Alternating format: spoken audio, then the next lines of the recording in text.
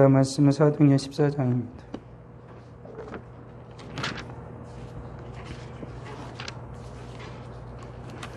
14장 8절부터 18절 말씀.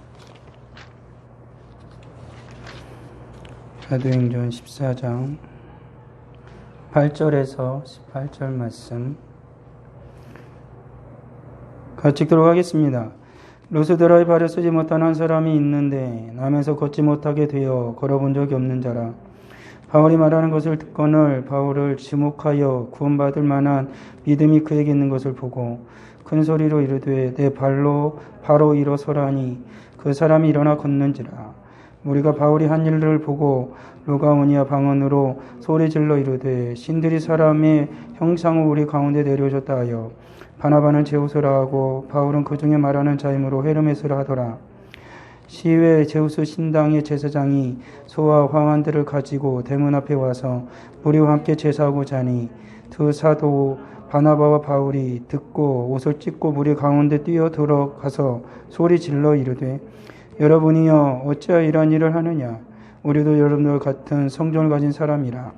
여러분에게 복음을 전하는 것은 이런 헛된 일을 버리고 천지와 바다와 그 가운데 만물을 지으시고 살아계신 하나님께로 돌아오게 함이라. 하나님이 지나간 세대에는 모든 민족으로 자기들의 길을 가게 방임하셨으나 그러나 자기를 증언하지 아니하신 것이 아니니 곧 여러분에게 하늘로부터 비를 내리시며 결실기를 주시는 선한 일을 하사 음식과 기쁨으로 여러분의 마음에 만족하게 하셨느니라 하고 이렇게 말하여 겨우 불의를 말려 자기들에게 제사를 못하게 하니라. 아멘.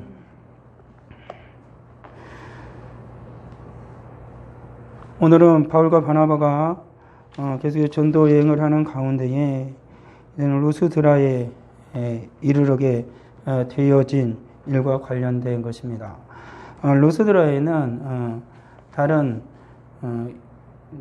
다른 바울이 다른 곳에 전도하였던 곳과는 달리 유대인들이 많이 거하지 아니하는 도시였기 때문에 그곳에는 산당이 따로 없었습니다.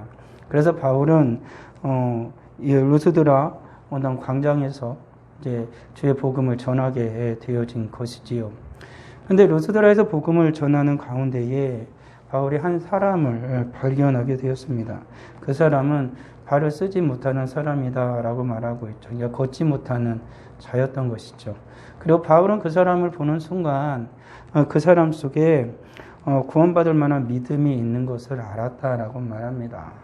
이것은 바울에게 하나님께서 주신 신적인 권능이 따로 있었음을 말씀해 주고 있는 것이지요. 사람마다 모두 다 이런 능력을 가지는 건 아닙니다. 그렇지만 하나님께서는 바울에게 이러한 특별한 능력을 허락하여 주셨죠. 그래서 그의 마음속 가운데에 구원받을 만한 믿음이 있는 것을 본 것입니다. 겉으로 보기에는 이미 병든 자이고 걷지 못하는 자였고 사람들에게 많은 무시를 당하는 것은 말할 것도 없었겠죠. 그리고 그의 소원도 한번 걸어보면 좋겠다라는 마음을 가졌을 건 뻔한 사실일 것입니다. 그런데 그런 것들보다 그 마음 가운데에 하나님께서 그를 택하셨고 또한 그가 주의 복음을 들을 때에 예수 그리스도를 믿을 만한 믿음이 바울의 눈에 분명하게 보였던 것이지요. 이것은 사람이 단순히 겉으로 나타나는 그런 모습으로 구원을 받는 것이 아니고 그의 마음의 중심으로부터 예수 그리스도를 나의 구주 나의 하나님으로 고백하고 자기의 죄인임을 깨달아 알고 주 앞에 나올 때 구원을 받음을 분명하게 말하고 있다라는 사실입니다. 그래서 바울은 그것을 보았고 그에게 말했던 것이죠. 내 발로 일어나라 라고 말을 한 것입니다. 그러니까 그 사람이 일어나서 걷게 되어진 거죠. 이러한 일들은 루스드라에서 지금까지 경험해 보지 못한 것이었죠. 그때 루스드라 사람들은 깜짝 놀랐습니다. 루스드라 사람들은 자기들의 방언으로 말하기 시작했죠. 그러니까 바울과 바나바는 루스드라 사람들이 자기들의 방언으로 말을 하니까 정확하게 그들이 무엇을 말하는지는 이해하지 못했을 것입니다. 아마도 왜 그러냐면 바울과 바나바가 살아가던 그 로마가 점령하던 그곳이었기 때문에 헬라어를 대부분이 사용했을 것이고 그들은 헬라어를 쓰고 또한 자기들의 방언도 알게 되어진 거죠. 동남아를 보게 되어지면 많은 이들이 그 나라는 영어도 쓰고 자기들의 나라의 방언을 사용하는 것도 우리는 많이 보게 되죠. 그러니까 영어로 말하면 그 사람도 알아듣습니다. 근데 그 사람들이 자기들의 나라 말로 얘기하고 방언으로 얘기하면 그 외국인들은 영어만 아는 사람들은 못 알아듣는 거죠. 그러니까 바울도 헬라뿐만 아니라 많은 언어를 익히 알지 못하였을 것은 아니겠지만 루스드라 방언으로 그들이 말할 때 정확하게 무슨 말을 하는지를 알아듣지 못했죠. 그러니까 그 사람들이 루스드라 방언으로 깜짝 놀라니까 갑자기 자기들의 말로 하기 시작하는 거죠. 그러기 이 가운데에서는 분명하게 헬라어를 정확하게 사용할 수 없는 사람들도 있었을 것입니다. 모두 다 고위층의 사람들이 아니라 하층 빈민에 사는 사람들은 자기 나라 말을 알 뿐 굳이 헬라어나 그런 말들을 구체적으로 배우지 못했을 것도 분명하기 때문에 그럴 것입니다. 루스드라 방언으로 막 떠들기 시작한 거죠. 그러면서 그들의 나라에 루스드라에 전해오는 그런 신화에 이제 착각을 한 것입니다. 뭐냐면은 그들의 신화 속에 자기들의 구원을 베풀 구원자가 제우스와 헤르메스가 올 것이다. 그것은 뭐냐면 제우스는 헤르메스는 신이거든요. 근데 그들이 인간의 몸으로 사람을 찾아서 그들에게 구원을 베푼다라는 그런 신화가 그러니까 로마사 이 헬라 문화권에 있는 로마 그 점령 지역에 있는 그 속에는 늘 전해져 내려왔기 때문에 이들은 이 바울과 바나바가 그런 기적을 행하는 걸 보고 제우스와 헤르메스가 우리 가운데에 사람의 형상을 입고 왔다라고 생각을 한 겁니다. 그래가지고 그 사람들은 신인이잖아요. 신이 인간의 몸을 입고 왔으니까 신이니까 그들에게 제사를 지내려고 제사장이 소나 화환을 막 꾸려가지고 바울과 바나바가 있는 곳에서 그들에게 제사를 드리려고 하는 거죠. 그때 바울이 안 거예요. 이 사람들이 우리를 신으로 아는구나. 자기들의 이 나라의 방언을 신으로 아는구나 라고 생각을 하고 그것을 멈추게 했던 것입니다. 그러면서 바울이 그들에게 복음을 전하죠. 근데 이들에게 복음을 전하는 것은 예수 그리스도에서 먼저 말을 하면 몰라요. 오다 연관성이 있어야 될 거 아닙니까? 그러니까 이들이 신이라고 생각하는 제우스와 헤르메스는 이 나라를 보살피는 신이라고 생각했기 때문에 바울이 천지를 창조하신 하나님에 대해서 먼저 말씀을 하는 것입니다. 그 하나님이 그리고 예수를 보낸 것에 대해서 말씀을 해야 하기 때문에 이들이 여기는 그 신, 여러분들이 믿고 있는 그 신은 거짓된 신이고 나를 보낸 신은 하나님이란 걸 말씀해 주는 거죠. 그 여호와 하나님께서 천지를 창조하신 하나님께서 여러분들에게 지금 살아가는 모든 것들 가운데에 비도 주고 해도 주고 모든 것을 결실하도록 하시는 분이 누구다? 하나님이시다. 그분을 창조하신 그 하나님이시다라고 말씀을 해 주는 것입니다. 그러면서 그들로 하여금 제사를 드리지 못하게 한 거죠. 나도 인간이다. 우리가 섬기는 신은 내가 섬기는 신은 따로 있다라고 말을 해주는 거죠. 그래서 그들이 비로소 어떻게 그 제사를 드리지 않게 된 것입니다. 복음을 전하다 보게 되어지면은 이러한 일들을 경험하는 일들이 많습니다. 우리나라의 초창기와 같은 경우에도 이러한 신적인 역사가 많이 일어났습니다. 그래서 이단에 빠진 자들도 있고 스스로 교만하여져서 그리고 그들에 대해서 그런 것을 보고 잘못된 하나님을 향한 하나님을 향한 지혜와 지식 가운데서도 그릇된 지식을 가진 자들이 있죠. 그런데 이와 관련해서 우리가 한 가지 생각해 볼 건 뭐냐면 종말의 때가 되어지면 사람들이 정말로 어리석은 게 바로 거기에 나오거든요. 마지막 때가 되어지면은 정말 죽은 사람을 살리는 역사가 일어나는 일이 나타난다고 말합니다. 그것은 이제 적 그리스도가 짐승이 그런 일을 할 것이다라고 말하고 있거든요. 그리고 사람들은 그 신에게 그 짐승에게 절을 하고 그를 섬기는 자들이 많아질 거라고 말을 합니다. 앞으로 이 나라의 전 세계적인 기후나 환경이 어떻게 변할지는 아무도 모릅니다. 계속해서 과학이 발전해서 사람들이 생각하는 유토피아의 세상이 열릴지, 아니면 우리가 가끔 영화에서 보는 그런 재난이 닥쳐서 고도로 인간이 발견된 그 문명이 오히려 인간의 파멸을 가져오고 그 가운데 대부분의 사람들은 피폐하게 살아가게 되어지고 몇몇 사람들은 군림하게 되어져서 그 사람들을 관리하는 그런 상황이 펼쳐질지, 아니면 전체 지구가 어떤 악한 상황이 돼서 모두 다 멸망과 같은 위기에 닥칠지 그건 아무도 모릅니다. 그렇지만 성경에서 보게 되어지는 걸로 보게 되어지면 모두 다 주님의 심판이 이루어지게 되어지고 인간의 어떠한 힘과 능력으로도 도저히 막을 수 없는 그런 재난이 닥칠 것에 대해서는 분명히 말하고 있습니다. 그런 상황이 되어지면 세상은 어떻게 되겠는가라는 것이죠. 그러면 의료시설이나 모든 상황은 굉장히 악화될 것입니다. 오늘날에 일어나는 것처럼 폭우가 쏟아진다든지 우박이 떨어진다든지 지진이 일어난다든지 화산이 폭발한다든지 그것은 이미 성경에서 예견되고 있는 거죠.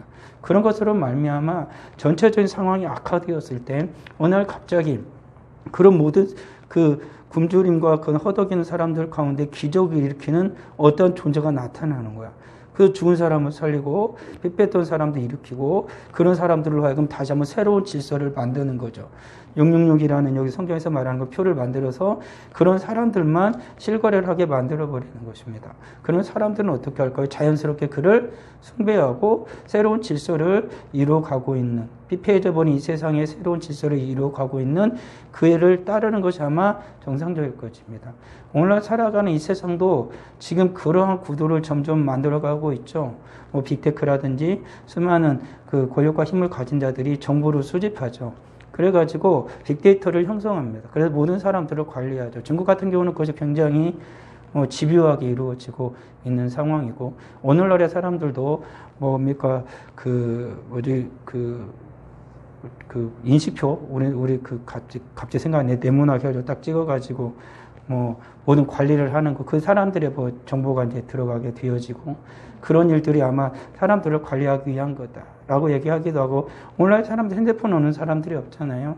구글 같은 경우는 사람들 구글 딱 켜면은 위치 정보를 끄지 않으면 그 사람이 돌아간 행적이 다 나옵니다. 어디서 어떻게 어디를 거쳤는지가 다 나오죠. 그런 정보를 다 수집을 하고 있다라고 얘기하는 일도 있습니다. 그래가지고 사람들을 관리하는 거죠. 그래서 사람들에게 계속 편리한 생활을 제공하겠다 하지만 사람들을 어떻게 합니까? 거대한 데이터 속에 집어넣어 놓고 쉽게 관리를 하는 거죠.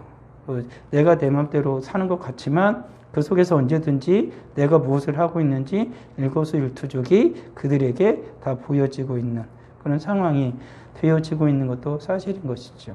그런 능력이 집약이 되어버리면 사람들이란 존재는 그런 집약된 상황 속에서 계속 이런 상황이 오늘같이 바이러스가 집약이 된다든지 아니면 전쟁이 일어나게 된다든지 그런 상황으로 말미암아 사람의 생활이 급속하게 또 현재 상황보다 더 낮아지게 되어지면 사람들은 의지하기가 훨씬 쉬워요. 왜 그러냐면 지금까지 살아오던 생활 방식이 있는데 그보다 못한 생활 방식을 살아가려면 힘들지 않습니까?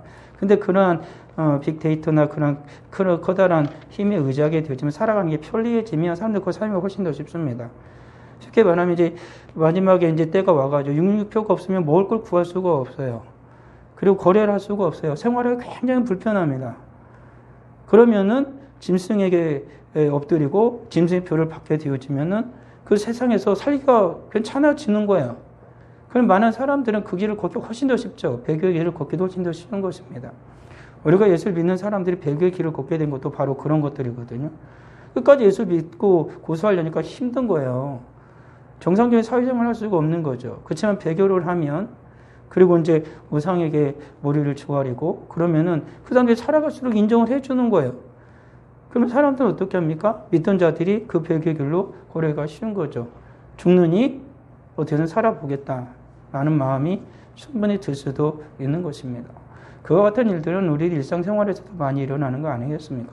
생명을 건 일이 아니더라도 잠깐 우리가 예수 그리스도를 믿는 하나님의 백성의 삶을 잠깐 눈 감고 조금만 양보하면 내 삶이 조금 더 편리해지고 좋아질 수 있다면 사람들은 충분히 그렇게 하고 싶어 합니다. 왜요? 그게 편하거든요. 그렇게 사는 것이 좀 나한테 유익한 것 같거든요. 그렇지만 그 모든 것들이 성경에서 말하는 대로 육체 편리함을 위해서 사람들이 찾는 것이지 하나님을 믿는 예수 그리스도로 말미암아 구원을 받은 하나님의 거룩한 백성들이 영적인 생활을 하는 것과는 거리가 먼 것일 수밖에 없는 것 아니겠느냐라는 것이죠. 그렇기 때문에 오늘 살아가는 그리스도인들은 그 삶을 살아가고 있습니다. 영적인 전쟁에서 내가 하나님을 섬기는 거룩한 하나님의 백성으로서 영적인 삶을 추구하며 살아가느냐, 아니면 육체적인 즐거움과 편안함을 위해서 내가 타협하며 살아가느냐, 그것을 지금 우리는 그 가운데 서 있는 것이죠. 오늘 같은 코로나19 팬데믹 현상에서는 많은 그리스도인들이 그 상황 속에서 굉장한 많은 위협을 받고 있는 건 사실입니다. 방역 공작을 받고 있는 것도 사실이죠. 서울 같은 경우는 4단계가 내려져서 전면적으로 이제 예배 못 드리고 영상으로는 예배를 다 드리고, 비대면 예배를 드리라고 그랬으니까. 만약에 비대면 예배 안 드리고 대면 예배 드리면 방역 수칙 어겨서 걸립니다. 목사가 또 한 번 걸렸는데 또 하면 목사 잡아가지고 감옥에 가둡니다. 정말로 그런 상황 될 수 있습니다. 법을 어겼다라는 거죠. 생명 존중권에 대해서 생명을 보호해야 할 것을 어겼다라는 거죠. 그러니까 오늘날 살아가는 인생들이 굉장히 어리석은 것이지요. 정말로 귀한 것이 생명이다라고 얘기한다라면 무엇이 귀한 것인가라는 것을 잊어서는 안 되는 것이죠. 어떤 목사님이 비대면으로 예배를 드리려는데 대면 예배를 다 드려버렸어요.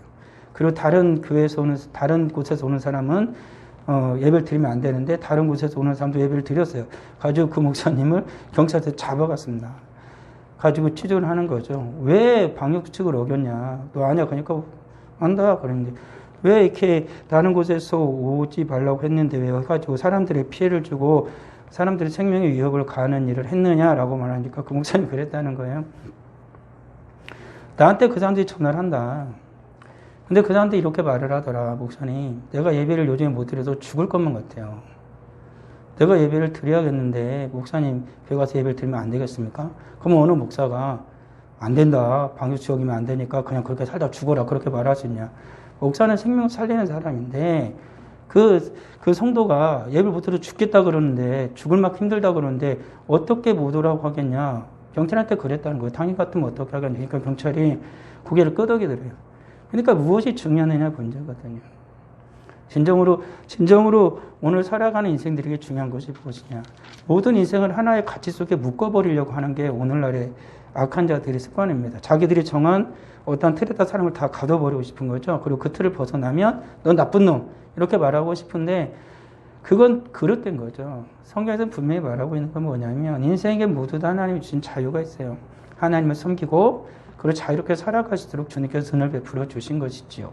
그것이 죄악되거나 범죄하는 일이 되면은 안 되겠지만 그것이 자기의 생명을 유지하고 그리고 하나님의 영광을 돌리는 일이라면 하나님 기꺼이 모든 인생으로 자유를 주신 거죠. 마치 아담에게 하나님께서 첫 조상 아담에게 하나님이 모든 자유를 허락해 주신 거 아닙니까? 그렇지만 하나님과의 약속에서 선악과를 따먹지 않는 것 그 하나를 하나님께서 그와 약속을 맺은 거예요. 그것은 규제가 아니라 서로 하나님이 인간을 사랑해서 맺어 주신 언약이죠. 약속일 뿐이에요. 그 약속을 인간이 깨뜨리니까 문제가 되는 것이지요.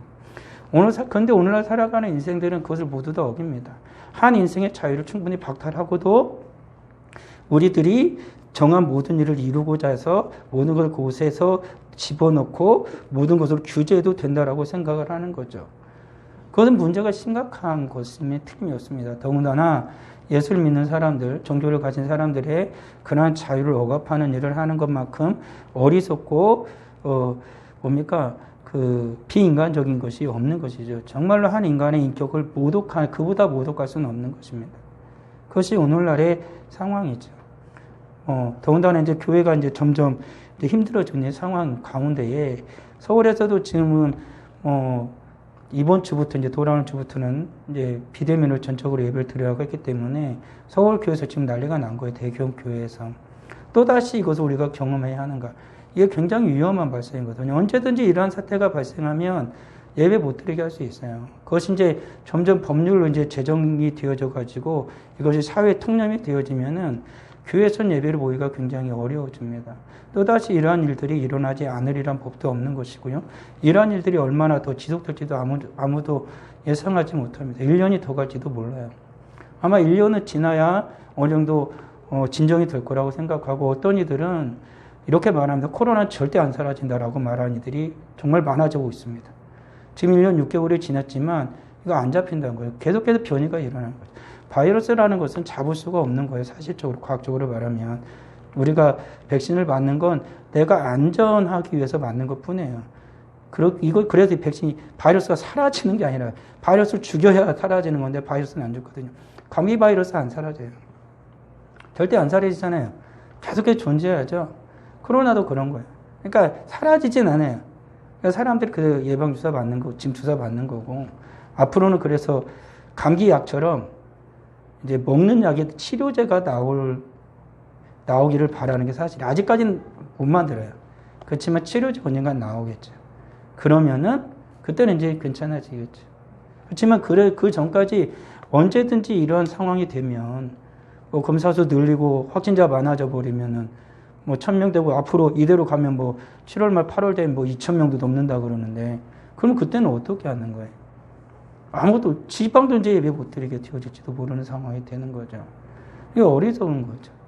그러면 계속해서 우리들이 살아가야 할, 성도들이 살아가고 모든 사람들이 살아가야 할 자유를 박탈하는 일들이 생겨날 수가 있는 거죠. 충분히. 이 땅에 예수 그리스도가 오신 이유는 우리가 오늘 말씀에서부터 보지만 어느 한 어리석음에 매인 곳에서 자유롭게 하기 위함이에요. 진짜 걷지 못하는 자로 하여금 두 발로 걷게 하는 그 자유를 하나님이 주시기 위해서 예수님이 오신 거예요. 인생은 원래부터 자유롭게 뛰고 달리도록 만들었는데 인간의 죄악으로 말미암아 질병이 찾아오게 되어지고 수많은 인생의 질병에 시달리게 되어진 상황이 됐더라고요. 그런 상황 속에서 예수님이 오셔서 주님의 권능으로 그들에게 자유를 주셔서 뛰고 걷게 하신 일을 주신 것이죠.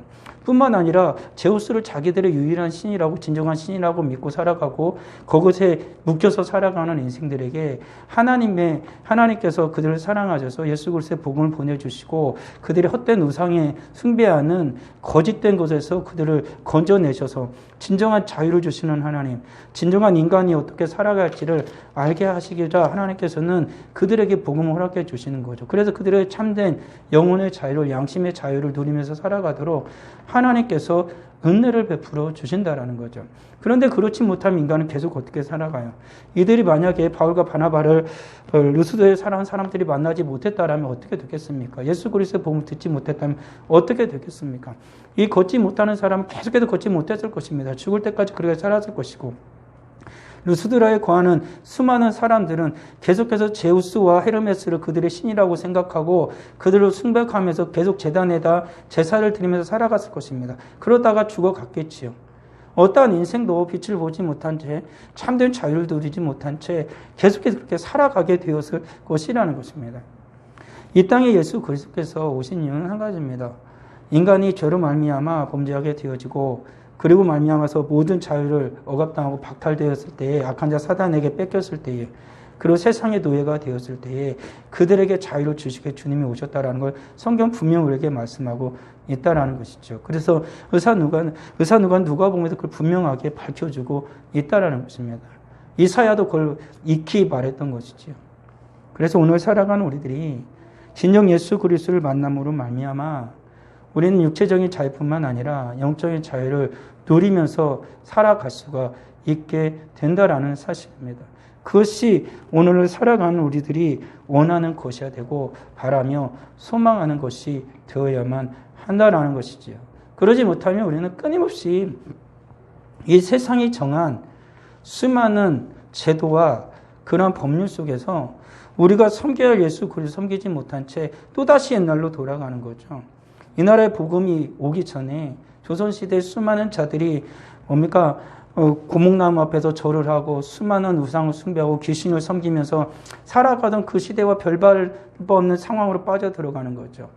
못 먹고 못 배우고 알지 못하는 자들은 뒤에 장독대에 가서 정한수 떠다 놓고 아침 새벽마다 빌어댔던 것처럼 오늘날 살아가는 인생들은 사회에서 국가에서 정한 그 법과 제도 속에 얽매여서 그것이 우리를 보존하고 보호할 거라 생각하고 우리의 자유를 박탈당할 때 계속해서 그것의 노예가 되어지는 거죠.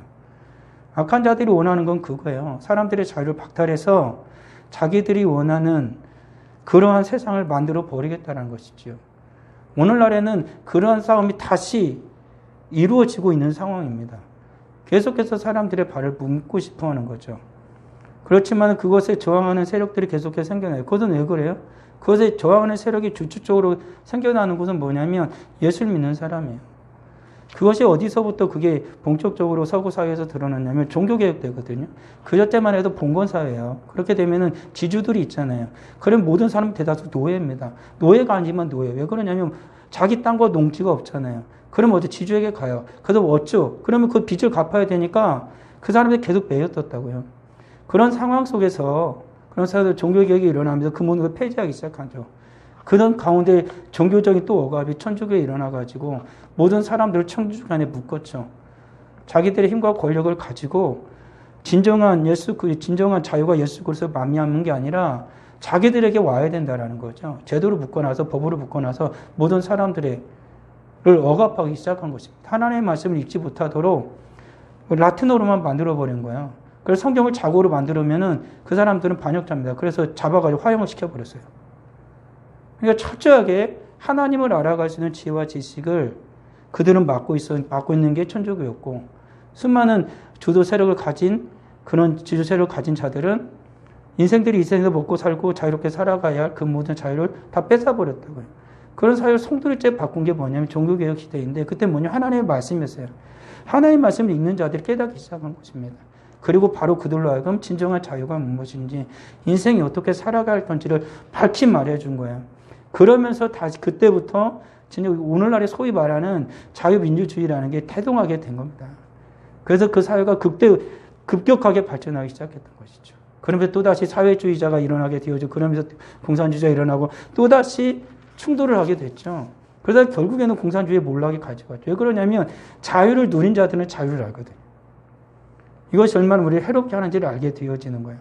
동독과 서독을 봐도 우리는 분명히 알 수 있는 거 아닙니까? 동독은 그새 무너질 수밖에 없는 거죠. 그런 상황 속에서 자유를 갈망하는 자들이 자유롭게 살아가길 소망했던 것입니다.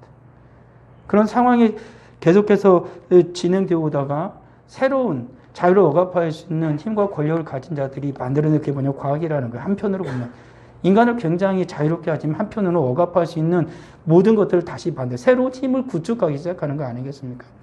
옛날에는 창과 칼이에요. 돈이 있고 막강한 전투력을 가지는 그 무기가 있으면 사람들을 억압할 수 있었지만 이제는 그게 아니지 않습니까? 우리 쉽게 알 수 있는 것처럼 모든 것이 전자기기로 다 되어져 가고 있고, 한 사람에 대해서 알고 싶으면 그냥 여러 사람 알아보려고 여기저기 알아갈 필요도 없어요. 그가 살아가고 있는 정말로 정보를 축축해 놓은 무엇 하나가 있다라면은 그걸 가지고 해킹을 하든지 하면 그 사람의 정보를 모아가지고 그 사람에 대해서 나보다도 그것을 가진 사람이 나를 더 잘 알 수도 있어요. 어느 누구보다도. 그런 세상이 점점 되어져 가고 있는 거죠. 그런 속에서 우리들을 묶는데, 근데 문제는 뭐냐면 사람들의 그런 일반적인 생활을 묶는다라는 것 자체는 어쩔 수 없는 상황이 될 수도 있어요. 왜 그러냐면 그것은 한계가 있으니까요. 근데 문제는 뭐냐면 그런 속에서 하나님을 섬기는 그 영혼의 자유를, 양심의 자유를 빼앗으려고 하는 게 문제가 되는 거죠. 결국에는 그 싸움이 이루어진다는 거예요. 새로운 전쟁이죠. 영적인 전쟁. 계속해서 하나님을 섬기고자 하는, 예수를 섬기고자 하는 진정한 자유를 추구하는 것을 막는 거예요. 그러니까는 그것을 원해서 하고 있든 원하지 않고 하고 있든 우연히 되었든지 간에 세상은 그러나 지금 되어지고 있는 일들이, 그렇지만 그 뒤에서 모든 것을 조장하고 움직이고 있는 세상의 힘을 가진 악한 자 사탄 마귀는 그거를 노리고 있는 거죠. 근데 그걸 알지 못한 채 사탄의 도구로 쓰여지고 있는 자들은 여전히 세상에 존재하고 있다는 사실입니다. 마치 모세가 살아가던 그 시대의 바로가 그랬듯이, 그러지 않겠습니까? 로마 시대에 예수 믿는 사람들을 억압했던 수많은 로마의 황제가 그랬듯이 그런 것입니다. 그 세계 1차 대전을 일으켰던 히틀러와 같은 그런 악한 자들이 나타나게 되어지는 거죠. 그래서 오늘날의 생활은 계속해서 그 전쟁이 일어나는 거예요. 단순히 지금 바울이 예수 그리스도의 복음을 전하고 있는 루스드라 그곳에서 일어나는 상황만이 아니라 오늘을 살아가고 있는, 예수를 믿고 살아가고 있는 오늘날의 세상에서 일어나고 있다는 거죠. 종교의 자유가 철저하게 보장된다는 것이 헌법에 제정되어 있음에도 불구하고 오늘날 살아오는 수많은 그리스도인들, 종교를 가진 자들은 종교를 억압당하고 있어요. 생명 존중권이라는 것, 이런 말. 정말 생명이라는 것이 무엇인지에 대해서 정확하게 정의를 내리지 못한 채 그러고 있는 것이지요. 교회 가가지고 예수를 믿어가지고 예배를 드렸어요. 코로나에 걸렸어요. 그래서 죽는 사람 없습니다. 교회에서 예배대로 코로나 걸린 사람 있지만 교회에서 예배대로 코로나 걸려서 죽었던 사람은 한 명도 안 나왔죠. 그런 거잖아요. 대부분이 그런 상황이 되고 있죠. 오늘날에 보게 되어지면 죽는 사람이 점점 적어지잖아요. 확진자 많아도. 그런데 계속해서 갑자기 예배를 못 드리는 거예요. 확진자가 많이 늘어났다는 거죠.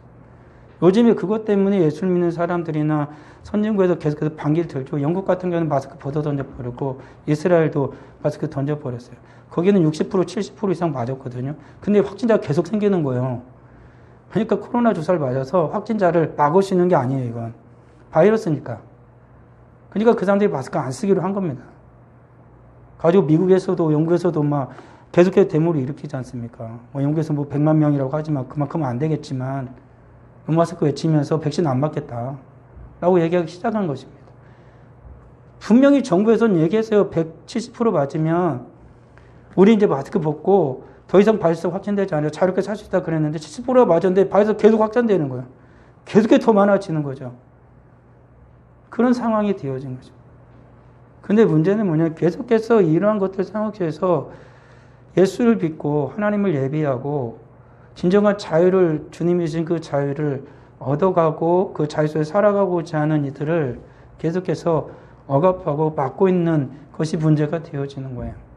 이후에 나오겠지만 이렇게 해서 루스들의 진정한 자유가 주어지잖아요. 그러니까 어떻게 합니까? 유대인들이 또 쫓아가죠. 가지고 바울과 바나바를 억압하고 쫓아냅니다. 진정한 자유를 전하는 자들에게는 계속해서 가려운 악한 세력이 존재하고 있었다는 것이죠. 우리나라 한국을 보십시오. 계속해서 예수 그리스도의 복음이 전해지고 모든 교회가 그렇게 세워질 때마다 성도들이 교회를 꽉꽉 채우고 정말 예수를 믿고 진실한 믿음과 신앙으로 살아가던 이 나라였음에도 불구하고 어느 순간에서 뭔가 교회에도 부패가 있었던 건 사실이죠. 없었다고 할 수는 없습니다. 그렇지만 어느 순간에서부터인가 계속해서 교회를 공격하는 세력들이 만들어지기 시작했습니다. 그리고 교회를 사회 악의 축으로 지정하고 계속해서 정하려고 하는 세력들이 아주 의도적으로 인터넷이나 모든 곳에서 공격을 하기 시작했던 것이죠. 그래서 오늘날의 교회는 굉장히 몹쓸 곳으로 전락을 하고 있어요. 불과 10년 전, 10몇 년 전, 2000년 전만 해도 보십시오. 얼마나 뜨겁게 하나님의 예수 그리스도의 복음이 전해질 때마다 많은 이들이 환호했느냐라는 것이죠. 그렇게 새까맣게 잊어버리는 것이죠. 그렇지만 악한 자들은 그때부터 꾸준히 준비했고 그들이 지금 노리는 일을 터뜨리고 있는 것이란 건 분명한 사실입니다. 이거 뭐 음모론이나 그런 게 아니고 그냥 보여지는 현상이 그렇다는 것이죠. 점점 가장 변두리로 몰아내고 있는 교회예요. 천주교입니까? 아니잖아요. 천주교에서 무슨 일 했다 그러면은 빵빵 터뜨립니다. 굉장히 위대한 일. 뭐 불교에서 무슨 일 했다 그러면 굉장히 잘한 것처럼. 그리고 교회에서 우리의 신앙을 지키기 위해서 조금 우리가 무엇을 했다 그러면은 우리를 지키기 위한, 신앙을 지키기 위한 자유권을 발동했다면 교회를 굉장히 독선적이다라고 얘기를 하려고 하는 거죠.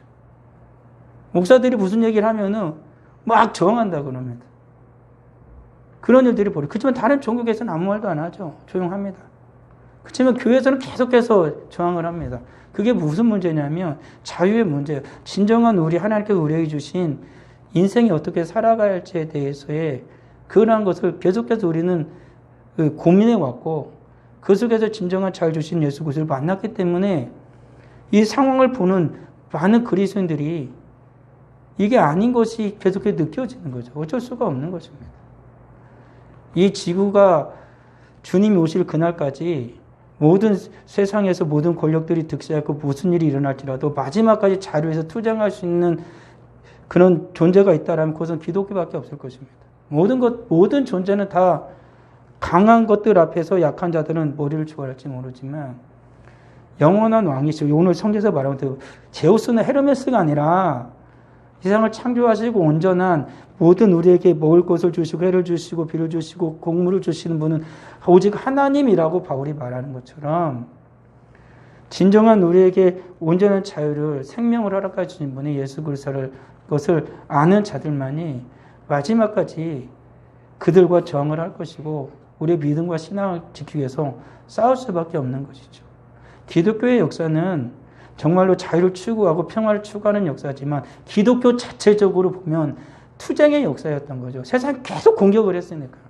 그럼에도 불구하고 예수 믿는 이들은 억압받고 그리고 계속해서 사람의 생명을 함부로 여기는 곳에 가서 예수 그리스도의 복음을 전함으로 말미암아 그들의 진정한 생명과 자유가 무엇인지를 알려주죠. 그러면 그곳에서 갖고 있는 힘을 가진 세력들은 계속해서 그 예수 그를 믿는 자들 계속해서 억압합니다. 사람들을 풀어주기 싫은 거죠. 악한 자 사탄은 그렇게 자기의 손에 쥐고 있는 그 모든 세력들을 붕괴되는 거 그도 싫어하니까. 그 전쟁이 지금 벌어지고 있는 것이죠. 한참 동안 모든 기독교계가 다시 한번 주의 말씀과 온전한 복음의 진리로 말미암아 부흥하던 부흥기 시대를 이제는 지나고 다시 악한 자 사탄이 또다시 공격하는 그런 상황 속에 계속해서 접어든 건 사실입니다. 그렇지만 분명한 사실은 오늘 살아가는 우리가 진정한 예수 그리스도가 아니고서는 오늘 루스드라에 일어났던 기적이 예수 그리스도가 아니고서는 일어날 수 없었던 것처럼 오늘날에도 이 나라 대한민국에 오늘날의 교회에 우리가 살아가는 삶의 모든 처던에서 예수 그리스도가 아니고서는 이러한 진정한 자유가 우리에게 결코 주어질 수 없다라는 것이죠. 세상이 막고 싶어서 막을 수 있는 것은 아닙니다. 우리 하나님이 하실 것입니다. 그렇지만 우리도 하나님이 하실 것이니까 우리는 아무것도 안 해도 돼. 이렇게 말하는 그리스도인이 아닙니다. 성경에서 분명히 말하는 것처럼 생명의 복음이 왔는데 그것을 누가 전할 거냐고 성경은 계속해서 요구하고 있는 것입니다. 그 복된 소식을 전하는 자들의 발을 아름답다라고 성경은 분명하게 말씀하고 있다는 사실이죠. 바울이 굳이 제1차 전도여행, 2차 전도여행, 3차 전도여행, 4차 전도여행까지 할 필요가 있었겠습니까? 하나님이 알아서 하실 건데 주님은 절대 그렇게 말하지 않았습니다.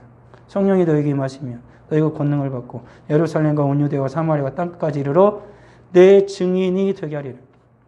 내가 널 보내겠다는 거죠. 그게 주님이 하시는 말씀입니다. 가만히 있어도 될 거야 라고 주는 말씀하지 않고 내가 할 테니까 너가 내 증인이 되라라고 말하고 있는 거죠. 바울과 바나바가 하나님의 증인이 되고 있는 거예요. 예수 그리스도의 증인이 되고 있는 거예요. 어떤 증인? 하나님이 살아계시다. 예수 그리스도가 우리의 구원자라는 확실한 증인이 되어지고 있는 것이죠.